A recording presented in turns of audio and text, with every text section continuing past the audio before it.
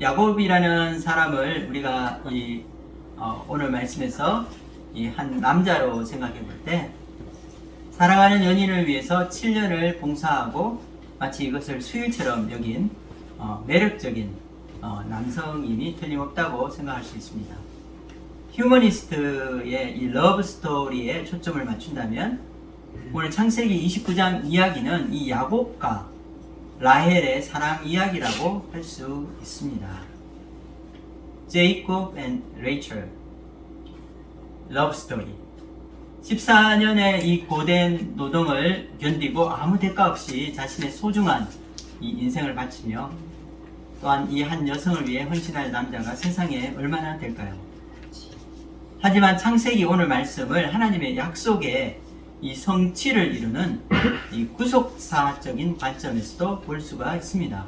아브라함과 이삭과 야곱, 그리고 그 후손들로 이어지는 계보를 통해서 이 하나님의 축복의 물줄기가 이어져 천한 만민을 축복하시고 복의 근원으로 세우시겠다는 하나님의 뜻이 이제 이 이스라엘, 즉 야곱의 12지파의 탄생으로 성취되게 될 것입니다. 그래서 오늘 창세기에서 이 동생 라헬에게 밀려나 남편의 사랑을 받지는 못했지만 이 4명의 아내 중 가장 먼저 그리고 가장 많은 자녀를 낳은 레아가 주인공이 될 수도 있을 것입니다. 그녀를 통해서 이 메시아 족보가 완성되는 주다, 즉 유다 지파가 나오기 때문입니다. 오늘 말씀을 통해서 너무나 인간적이고 또 교활한 자였던 이 야곱과 함께 하시고 또 인생이라는 이 삶의 이 막대기를 통해서 훈련하시는 하나님을 만나게 될 것입니다.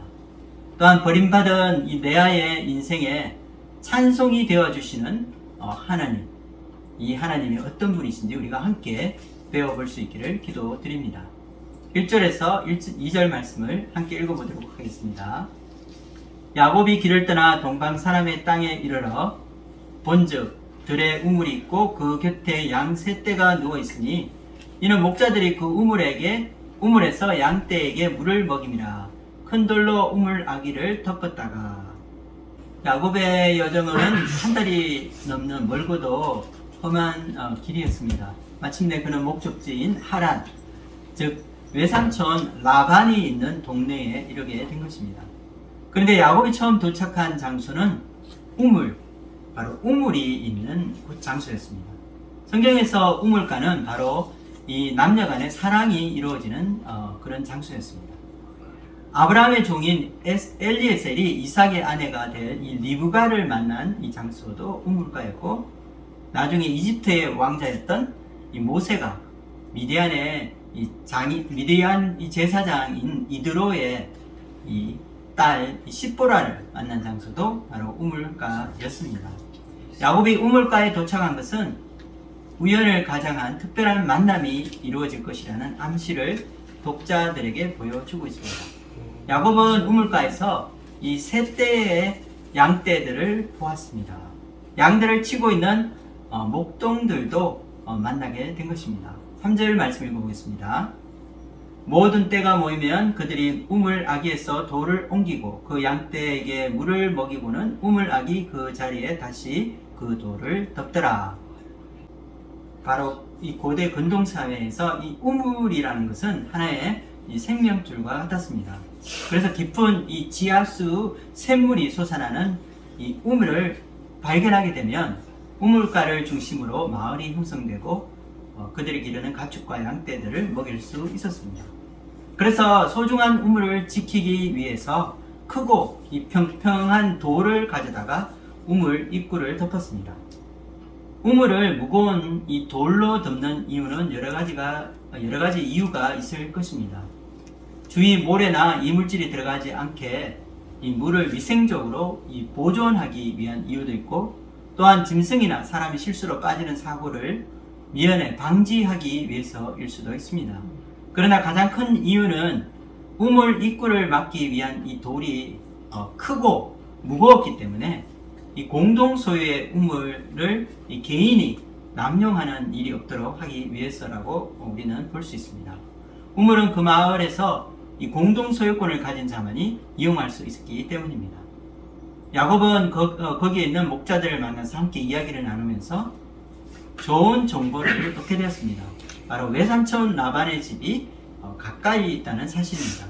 그리고 저 멀리 이 양떼를 끌고 오는 그 사람이 바로 라반 집안의 사람이라는 것입니다.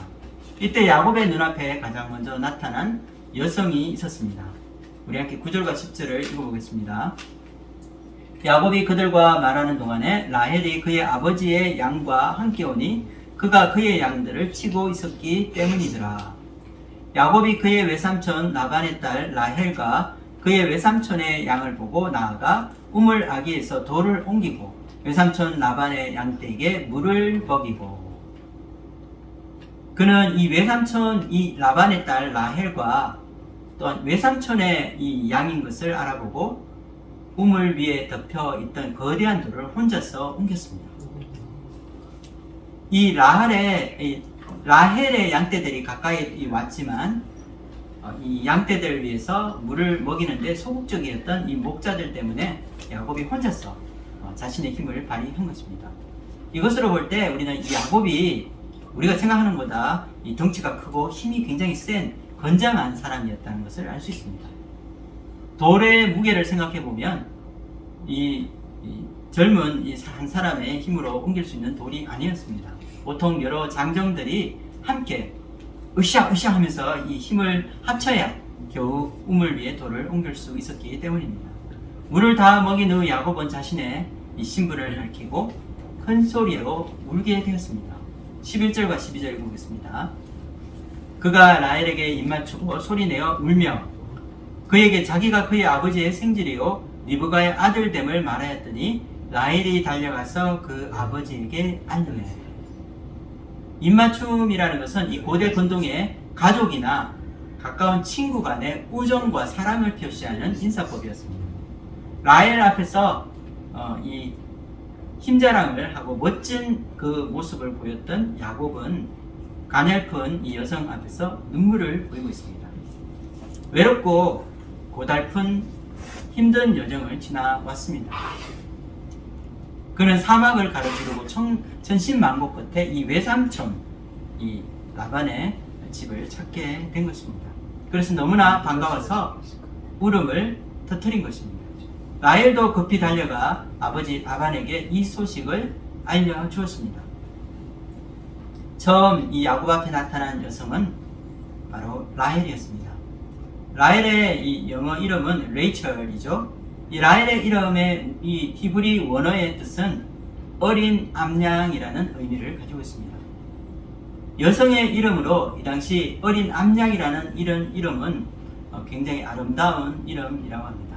오늘 창세기 말씀은 이 라반의 두 딸의 이 외모를 우리에게 설명해 주고 있습니다. 16절에서 17절까지 읽어보겠습니다. 라반에게 두 딸이 있으니 언니의 이름은 레아요 아우의 이름은 라헬이라. 레아는 시력이 약하고 라헬은 곱고 아리따우니. 라헬은 동생이었고 언니인 레아가 나옵니다. 그런데 이 레아라는 이 언니의 이름도 이 원어의 뜻이 암소라는 뜻이 있고 아름다운 이 여성의 이름입니다. 이 성경은 레아의 외모와 이 라헬의 외모를 서로 비교하는 것처럼 보여주고 있습니다. 레아는 시력이 약하고 라헬은 곱고 아리따우니. 그런데 성경의 우리말 해석이 사실은 애매하게 되어 있는 것입니다. 레아는 시력이 약하고, 여기서 시력이 약하다고 번역된 히브리 원어는 라코트라는 말입니다. 이 라코트의 히브리 원어의 뜻은 젊고 생기 발랄하다, 부드럽다, 그리고 젖어 있다라는 여러 가지 뜻을 가지고 있는데, 부정적인 의미가 아니라 건강하고 섬세하고 여성스러운 외모를 설명하는 긍정적인 용어라고 우리는 말할 수 있을 것입니다. 즉 레아의 눈이 부드럽고 촉촉히 젖어 있는 눈매를 하고 있었고, 그래서 젊고 이 건강해 보이는 얼굴의 이 여성이라는 뜻이 됩니다. 그래서 이 문장은 레아와 라헬의 외모 차이를 설명하여서 라헬을 돋보이게 하기 위해서 쓰여진 문장이 아님을 알 수 있습니다. 우리는 흔히 이 우리말 해석을 보고서는 레아는 평범하게 생겼고 라헬은 몸매가 곱고 용모가 예쁜 매력적인 여성으로 생각할 수 있는 것입니다. 그러나 레아는 결코 못생긴 여성이 아니었습니다. 또한 18절에 야곱이 라헬을 사랑했다는 말이 뒤에 따라 나오기 때문에 야곱이 라헬을 사랑한 것은 외모 때문이었다고 생각할 수 있는 것입니다. 하지만 원문을 우리가 확인해 볼 때 이 레아와 라헬 모두 외모가 아름다웠는데 특별히 레아는 눈이 예뻤고 라헬은 몸매와 용모가 아름다웠다고 설명하고 있는 것입니다. 라헬의 소식을 전해 들은 라반은 급하게 달려와 그를 영접하고 안고 입맞추며 자기 집으로 인도하여 드렸다고 나오고 있습니다. 드디어 야곱과 라반 이 두 남자의 운명적인 만남이 이루어지게 되었습니다. 14절을 읽어보겠습니다. 라반이 이르되 너는 참으로 내 혈육이로다 하였더라. 야곱이 한 달을 그와 함께 거주하더니 너는 참으로 내 혈육이로다 라고 말한 이 말은 한 집안 식구로 인정하고 받아들인다는 의미가 될 것입니다. 처음에는 외삼촌 라반이 자신의 조카가 온 것을 기뻐하고 가족으로 아주 반갑게 맞이해 주는 것처럼 보입니다. 하지만 한 달 동안 함께 거주한 야곱에게 이제는 품삯을 지불해야 하겠다는 말을 하고 있습니다. 15절 말씀을 읽어보겠습니다. 라반이 야곱에게 이르되 내가 비록 내 생질이나 어찌 그저 내 일을 하겠느냐 내 품삯을 어떻게 할지 내게 말하라. 이 말씀은 굉장히 호의적으로 들립니다. 마치 인정이 많은 삼촌이 이 시키지도 않은 일을 자발적으로 도와준 기특한 조카에게 그 값을, 품삯을 챙겨주려는 사랑의 표시로 볼 수 있는 것입니다. 그러나 사실은 그런 내용이 아닙니다. 왜냐하면 이 당시 관습에 의하면 가족끼리는 노동에 대한 대가로 품삯을 받지 않기 때문입니다. 그 대신 이 가족으로 받아들이게 된다면 나중에 재산을 이 라반이 죽게 될 때, 재산을 나누게 될 때 이 라반의 아들들과 함께 상속권을 받게 된다는 것을 의미하고 있습니다. 고대 사회에서 이 품삯이라는 것은 가족이 아니라 고용된 일꾼에게 주는 값이었습니다. 위에 15절 말씀을 어떤 성경학자들은 이와 같이 해석하기도 하였습니다. 네가 내 혈육이라도 된다고 생각하느냐? 공짜로 일할 수는 없지. 그래서 우리는 이 라반이 이 야곱을 가족의 일원으로 받아들여서 이 자신의 많은 재산을 상속할 생각이 조금도 없다는 사실을 알게 됩니다. 그리고 한 달가량 옆에서 이 성실히 일하는 야곱을 지켜보면서 이 쓸만한 사람을 얻었다는 생각으로 품꾼으로 이용해 먹고자 머리를 쓰고 있는 것을 알 수 있습니다. 이 라반이라는 사람의 이 마음에는 사랑이라고는 전혀 없는 사람이었습니다. 그래서 이 말은 바로 외삼촌 대 조카의 친밀한 가족 관계가 아니라 고용주와 고용인이라는 계약 관계를 말하고 있는 것입니다. 이것은 라반이 야곱을 이용하기 위한 첫 번째 술책이었습니다. 그러나 이 야곱은 라헬을 사랑했기 때문에 이 라반의 이 속임수에 넘어가게 되었습니다. 18절을 읽어보겠습니다. 야곱이 라헬을 더 사랑함으로 대답하되 내가 외삼촌의 작은 딸 라헬을 위하여 외삼촌에게 7년을 섬기리이다.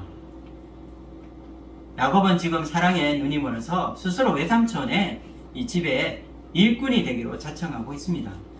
그리고 라헬을 아내로 얻기 위한 지참금을 지불하기 위해 결국 이 14년간의 노동력을 지불하게 됩니다. 라반은 두 딸을 주는 대신 야곱을 14년 동안 이 종처럼 부리고 착취한 것이라 우리는 생각해 볼 수 있습니다. 사실 이 고대 문서 중에 이 누지라고 하는 이 문서에 보면 이 남자가 아내를 얻기 위해서 지참금을 내야 하는데 그 지참금 액수가 30에서 40세겔 정도였다고 합니다.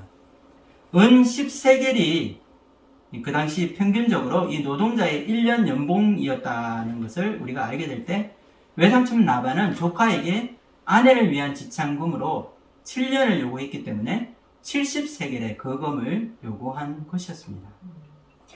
그런데 고대 사회에서 이 지참금에 가지고 있는 이 의미를 제대로 이해하게 된다면 나중에 이 야곱이 아내를 데리고 떠날 때에 딸들에게 반드시 돌려주었어야 했습니다.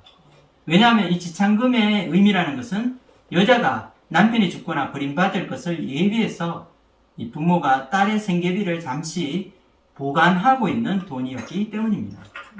야곱이 외삼촌 라반을 피해 야반 도주할 때에 두 딸들이 아버지에게 하는 말이 있었습니다. 창세기 31장 15절 말씀을 제가 읽어보겠습니다. 아버지가 우리를 팔고 우리의 돈을 다 먹어버렸으니 아버지가 우리를 외국인처럼 여기는 것이 아닌가. 딸들을 위한 이 지참금을 챙겨서 in my pocket, 자기가 다 꿀꺽하고 먹어버린 것입니다. 야곱은 이 라헬을 사랑했으므로 7년을 수일처럼 여겼다고 성경은 말하고 있습니다. 이것은 야곱이 라헬을 얼마나 사랑했는지 보여주는 것입니다. 그리고 드디어 약속한 7년이 되어 이 결혼식이 열렸습니다. 마을 잔치가 벌어진 것입니다. 당시 결혼식은 마을 사람들과 함께하는 마을 축제였습니다. 그러나 라반의 실수는 그것으로 끝나지 않았습니다. 야곱이 이 결혼식을 끝내고 다음날 아침에 일어나 보니 라헬이 아니라 언니 레아가 옆에 덩그러니 누워 있었던 것입니다. 참으로 기가 막힌 일이 일어난 것입니다. 야곱이 술에 취해 있었던 것과 신부가 이 너울로 얼굴을 가려져 있어서 이 어두운 밤에 잘 분별하기 힘들었던 점을 라반이 이용한 것입니다. 25절을 읽어보겠습니다. 야곱이 아침에 보니 레아라 라반에게 이르되 외삼촌이 어찌하여 내게 이같이 행하셨나이까? 내가 라헬을 위하여 외삼촌을 섬기지 아니하였나이까? 외삼촌이 나를 속이심은 어찌 됨이니까? 라반의 대답은 무엇이었을까요? 바로 그것은 그 지방의 이 풍속인데 언니를 결혼시키기 전에는 동생을 시집 보낼 수 없다는 변명이었습니다. 이미 일이 이루어졌기 때문에 물을 수도 없게 된 것입니다. 그래서 야곱은 또다시 라헬을 위해서 7년을 더 봉사해야 했습니다. 야곱이 외삼촌 라반에게 항의한 외삼촌이 나를 속이심은 어찌 됨이냐고 말을 했을 때 이 사용된 이 단어, 이 속이다라는 이 단어는 사실 창세기 27장에 나오는 에서가 이 야곱에게 항의할 때 사용한 이 속이다라는 단어와 동일한 단어입니다. 27장 36절을 읽어보도록 하겠습니다. 에서가 이르되 그의 이름을 야곱이라 함이 합당하지 아니하니까 그가 나를 속임이 이것이 두 번째니이다. 전에는 나의 장자의 명분을 빼앗고 이제는 내 복을 빼앗았나이다. 야곱은 형 에서를 두 번이나 속인 적이 있었습니다. 야곱은 형과 아버지를 속이고 축복을 빼앗아 가로채어 자신이 원하는 것을 쟁취하였습니다. 형 에서의 입장에서 볼 때 참으로 비열하고 치사하고 나쁜 동생이었습니다. 그리고 이런 교활하고 사기꾼 같은 이 야곱은 자신이 행한 그 일대로 자신에게 돌려받게 되었습니다. 외삼촌이 형인 레아를 동생인 라헬인 것처럼 속여서 이 야곱의 눈을 속인 것입니다. 우리가 신앙생활을 하다 보면 하나님은 정말 무서운 분이라는 생각이 들 때가 있습니다. 우리가 다른 사람들에게 부당하게 대하거나 비난하거나 혹은 악하게 대할 때 하나님은 그것을 기억하셔서 우리에게 그대로 당하게 하실 때가 있기 때문입니다. 내가 남에게 한 만큼 결국 나에게 돌아올 때가 있는 것입니다. 예수님께서 말씀하셨습니다. 마태복음 7장 12절을 읽겠습니다. 그러므로 무엇이든지 남에게 대접을 받고자 하는 대로 너희도 남을 대접하라. 이것이 율법이요 선지자니라. 이 말씀은 바로 우리가 남에게 대접받고 싶은 그대로 남을 먼저 대접하라는 말씀입니다. 그러므로 우리가 사람을 대할 때 늘 하나님 앞에 행해야 될 것입니다.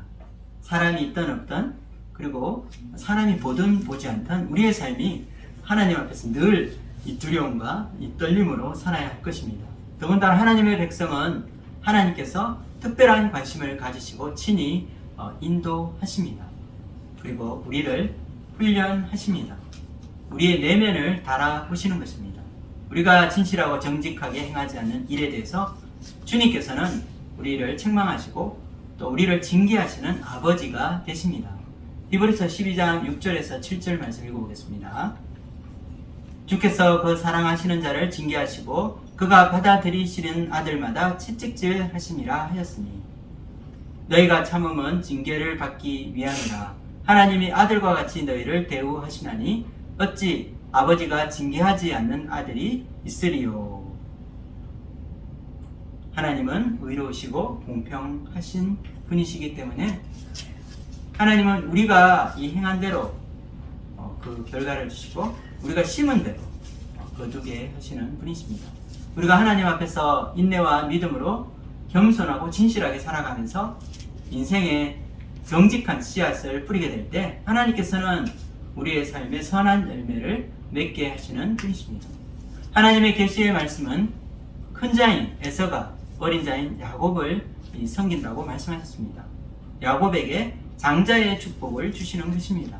이것이 하나님의 약속의 말씀이었습니다.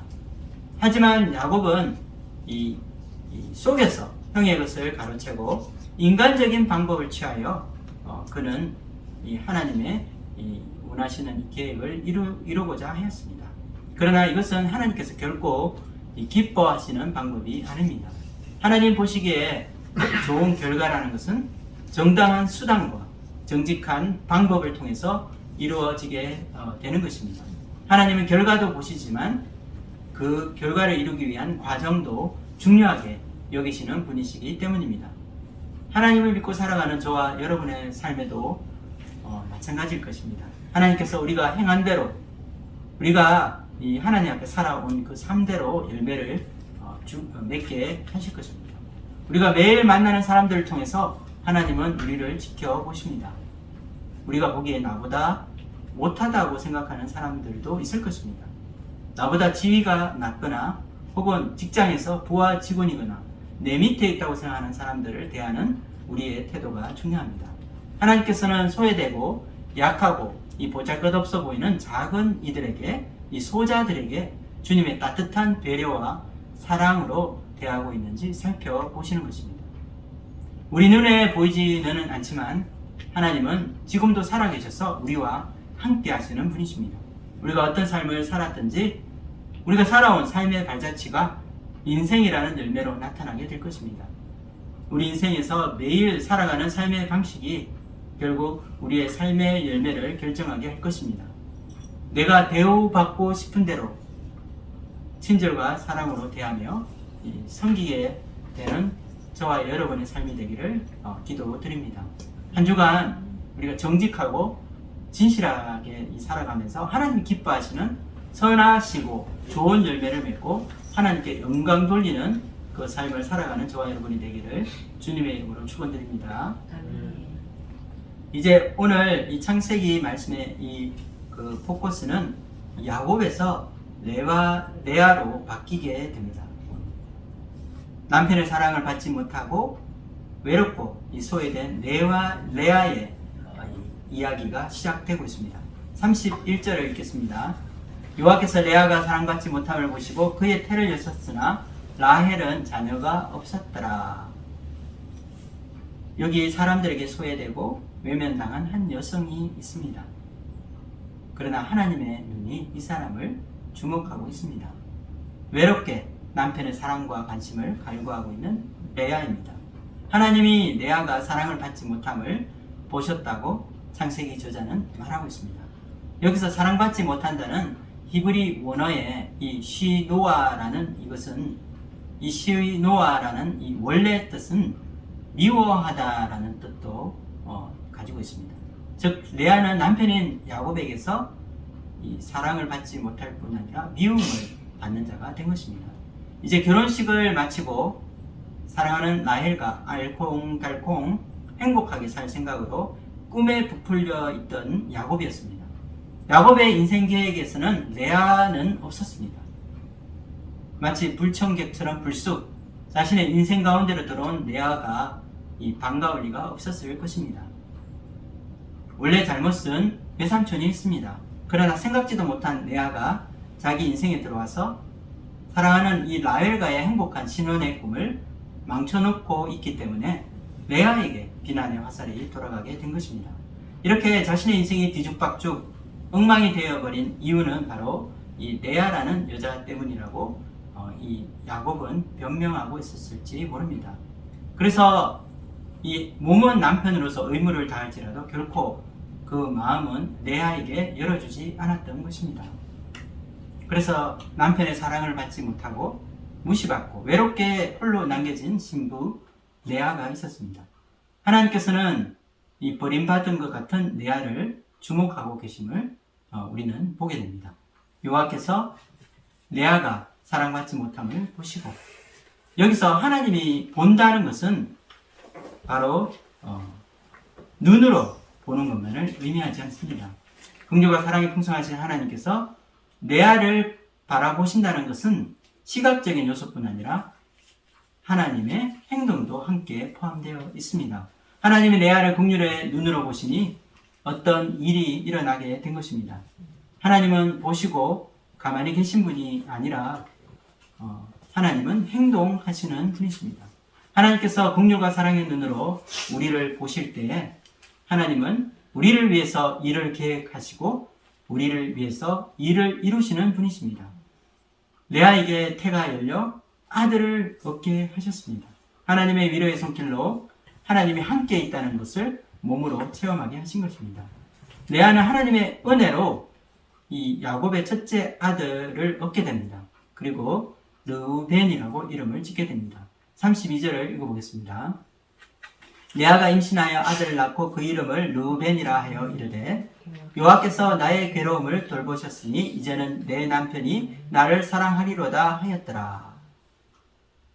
레아가 지은 아들 이 르우벤이라는 이 이름의 뜻은 보라 아들이다 라는 뜻입니다. 하나님은 자신의 힘든 상황과 형편을 보시고 자신에게 아들을 선물로 주셨다고 고백하고 있는 것입니다. 레아는 하나님께서 나의 괴로움을 돌보셨다는 의미를 자기가 낳은 아들의 이름에 부여하였습니다. 유대인들은 보통 이 아들의 이름을 아버지가 짓습니다. 그러나 이 레아와 그 아들의 무관심한 이 남편 이 야곱이 그 아들의 이름을 지어주지 않았기 때문에 레아는 이 자기 아이의 이름을 직접 짓게 되었습니다. 그리고 둘째 아들이 태어났습니다. 그 이름은 시므온입니다. 33절을 읽어보겠습니다. 그가 다시 임신하여 아들을 낳고 이르되 여호와께서 내가 사랑받지 못함을 들으셨으므로 내게 이 아들도 주셨도다 하고 그의 이름을 시몬이라 하였으며, 시몬이라는 것은 들었다는 뜻을 가지고 있습니다. 여호와께서 내가 사랑받지 못함을 들으셨으므로 나에게 아들을 주셨다는 뜻입니다. 하나님께서는 레아의 마음 깊은 곳에 있는 그 소리를 들으십니다. 깊은 이 시름과 이 고통의 소리를 주님께서는 들으신다는 것입니다. 하나님은 우리가 고통받아 흐느끼고 신음하는 그 소리를, 우리 내면의 소리를 들으시는 분이십니다. 우리의 고통의 소리에 하나님 민감하시고 귀 기울여 들으시는 분이십니다. 때로는 우리가 고난당하며 힘들 때에 하나님이 마치 함께 하시지 않고 멀리 떠나 계신 것처럼 느낄 때가 있을 것입니다. 하지만 하나님은 우리의 고통의 소리에 반응하시는 분이십니다. 잠잠히 앉아 계시며 아무것도 하지 않는 분이 아니라 자녀의 고통의 소리에 자리를 박차고 일어나 행동하시는 아버지이신 것입니다. 이 두 아들의 이름에서 약자와 소외된 자, 버림받은 자와 버림받은 자와 같은 이런 자에 대한 하나님의 긍휼과 이 사랑의 섭리가 숨어 있습니다. 하나님께서 보신다. 하나님께서 들으신다. 하나님은 우리의 상황과 형편을 보시고 또 우리의 이 어려운 형편과 또 우리 마음의 신음 소리를 들으시는 분이십니다.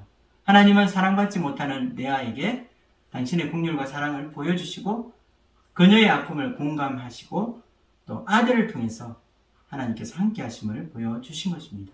이와 같이 하나님은 우리를 이해하시고 사랑하시는 긍휼의 하나님이십니다.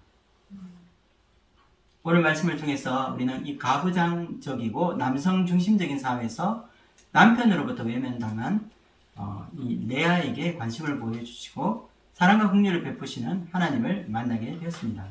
성경에 나오는 하나님은 강한 자의 편일까요? 아니면 이 약한 자의 편일까요? 율법 시대의 이 구약에도 하나님께서는 이 가난한 자들, 약자들, 그리고 사회에서 가장 이 취약한 위치에 있는 이 고아와 이 가부에 대한 이 사랑을 특별히 강조하셨습니다. 신명기 14장 29절 말씀을 읽겠습니다. 너희 중에 분깃이나 기업이 없는 레위인과 내 성중에 거류하는 객과 및 고아와 가부들이 와서 먹고 배부르게 하라. 그리하면 내 하나님 여호와께서 내 손으로 하는 범사에 내게 복을 주시리라.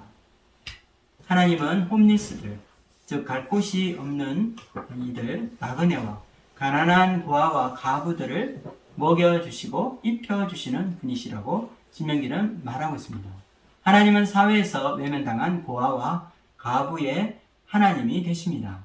시편 68편 5절에서는 그의 거룩한 초소에 계신 하나님은 고아의 아버지시며 과부의 재판장이시라 라고 말하고 있습니다. 하나님은 아무도 돌봐주는 사람이 없는 이 고아들의 아버지라고 말씀하십니다. 또한 그리고 이 사회에서 힘이 없고 또 천대받는 이 과부들의 재판장이 되신다고 말씀하고 있는 것입니다. 우리가 살아가는 이 세상은 가진 자, 힘이 있는 자, 그리고 권력 있는 자의 세상처럼 보여집니다. 이런 특권층은 사회 기득권을 형성하게 되고 그리고 그 그룹 안에서 모든 부와 권력을 그리고 온갖 혜택들을 공유하고자 합니다. 그래서 우리는 이런 경쟁적인 세상에서 열심히 돈도 벌고 노력하여서 길을 쓰고 높은 자리, 이 높은 위치에 오르고 기득권을 가진 자의 대열에 들어가고자 합니다.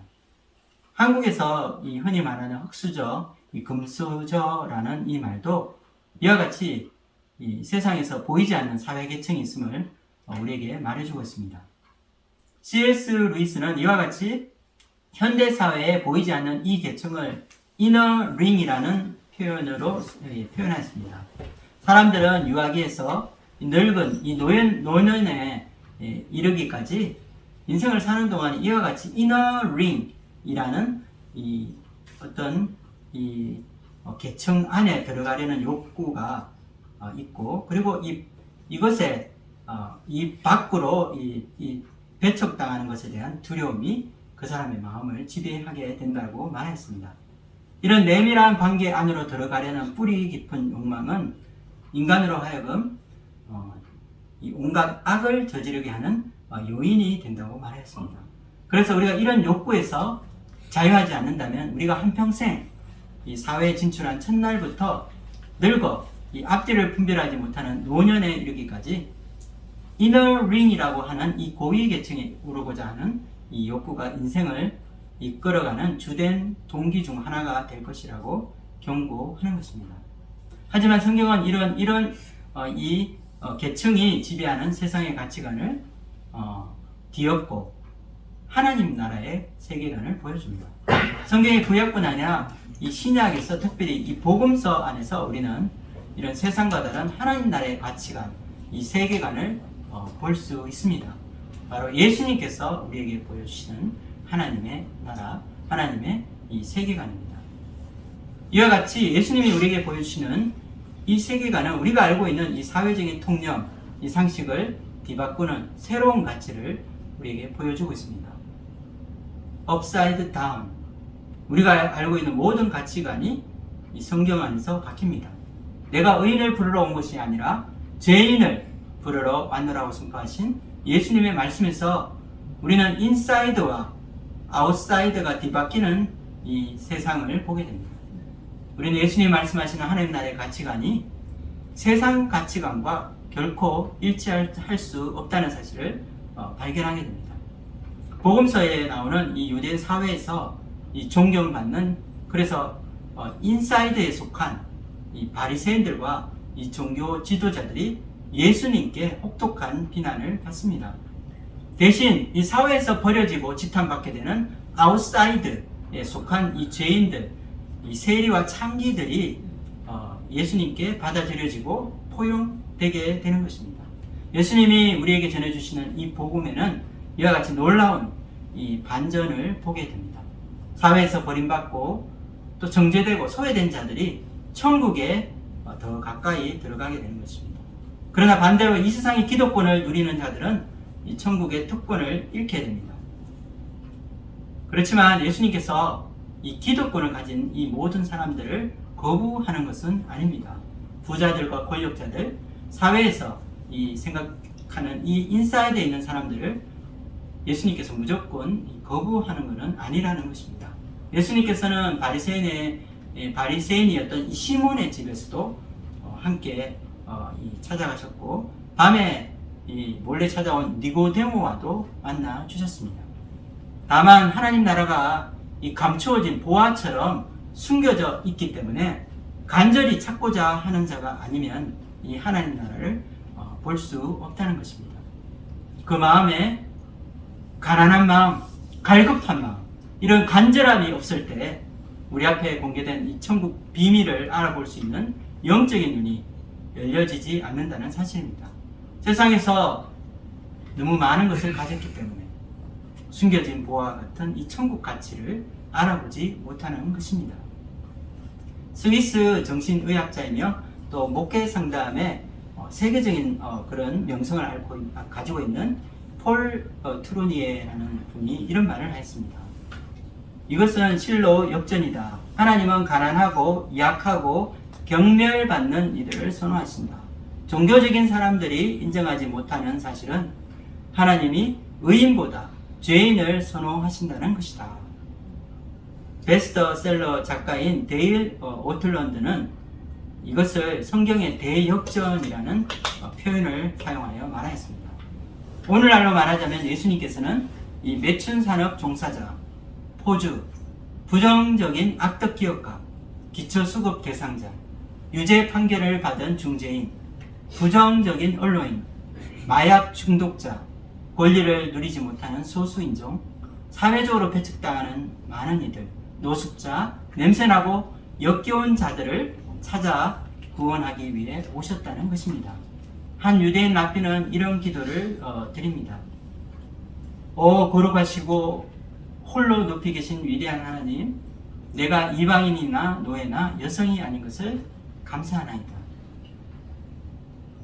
하지만 성경은 유대인이나 헬라인, 종이나 자유인, 남자나 여자나 다 그리스도 예수 안에서 하나가 된다고 선포하고 있습니다. 여러분은 이 사회 안에 보이지 않는 이 계층 안에 특권층인 인사이드에 속한다고 자신을 생각하십니까? 아니면 배척받고 소외된 아웃사이드에 자신이 속한다고 생각하십니까? 나는 이미 가졌고 나는 이미 배부르고 넉넉하며 누리고 있는 사람입니까? 아니면 여전히 부족하고 채워지지 않는 목마름으로 하나님을 바라보고 계십니까? 오늘 하루의 삶이 버겁고 비참하고 힘겨워서 고개를 떨구고 있다면 여러분의 머리를 들어 하늘을 바라보기 원합니다. 내가 인사이드에 속하지 않고 버림받은 자처럼 홀로 있는 외로움을 느끼고 있다면 여러분은 이미 하나님 나라에 더 가까이 다가와 있습니다. 하나님 나라는 여러분에게 활짝 열려 있는 것입니다. 여러분을 존귀한 천국 백성으로 불러줄 것입니다. 자신이 이너 링에 들어갈 수 없는 아웃사이드에 속한 자라고 느끼는 이들이 있다면 복음의 진리가 여러분을 두 팔 벌리고 환영하고 있다는 사실을 기억하십시오. 세상의 부와 명예와 권력을 가진 자들이 누리게 될 이 세상 쾌락과 이 즐거움은 누리지 못하지만 여러분은 더 좋은, 더 큰 하나님의 이 복을 누리게 될 것입니다. 하나님께서 여러분을 이 천국의 이 엄청난 이 보물을 소유한 자로 영원히 없어지지 않는 이 왕국의 황태자와 황공주로 불러주시고 하나님의 자녀가 되는 권세를 얻게 하실 것입니다. 레아는 셋째 아들 레위에 이어서 넷째 아들까지 낳게 되었으며 그 아들 이름을 유다라고 지었습니다. 유다는 여러분이 알다시피 찬양받는다는 뜻을 가지고 있습니다. 남편의 사랑을 받지 못하고 평생 외로움 속에 살아가던 레아의 삶을 통해서 하나님 앞에 고백하는 진실한 신앙 고백이 있었습니다. 열심히 이 자녀들을 낳아주었지만 남편의 마음은 결국 돌아오지 않았습니다. 그녀의 마지막 희망도 물거품처럼 사라져 버렸습니다. 냉정한 현실은 조금도 변하지 않았습니다. 여전히 남편의 사랑은 채워지지 않았고 결혼 생활은 힘들고 어렵기만 합니다.